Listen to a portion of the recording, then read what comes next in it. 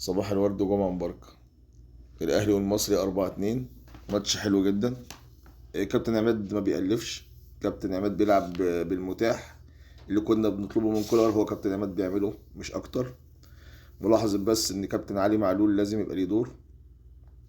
كابتن علي معلول مش عايزين نكرمه ولا حاجة، كابتن علي معلول لسه عنده، ولما بينزل بيعمل فرق بصراحة. طبعا النهارده الاهلي ضغط موضوع بيراميدز اي نتيجه ليه غير الفوز، الاهلي ركب الدوري رسمي.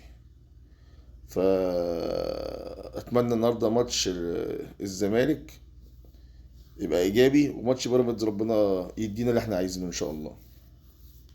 النقطه بس اللي عايز اتكلم فيها قصه الفار. الفار الماتش بتاع امبارح لغى جون اعتقد صحيح، والماتش اللي قبليه لغى الجون بتاع امام عاشور اللي هو برده كان صحيح. انا ما عنديش مشكله في الفار، ما عنديش مشكله في التحكيم، انا بس كل اللي عايز افكر بيه ان الفار بيعمل معانا نفس اللي بيعمله مع بقيه الفرق، ان جون وخلاص ويجيب اللقطه من اولها ويلغي الهدف اللي كان يقعد يتقال. اصل الاهلي لو الاهلي ما يحصلش معاه كده، حصل معاه الماتش ده وحصل معاه الماتش اللي فات. سواء بقى في تحكيم سيء او تحكيم جيد، هو علينا كلنا، هو علينا كلنا. ويا ريت نرجع الهدف بتاع امبارح والهدف اللي قبليه بتاع امام عاشور. المصري طبعا عامل ماتش كويس، بس يا ريت نفك من نغمة مفوت الماتش ومش مفوت الماتش.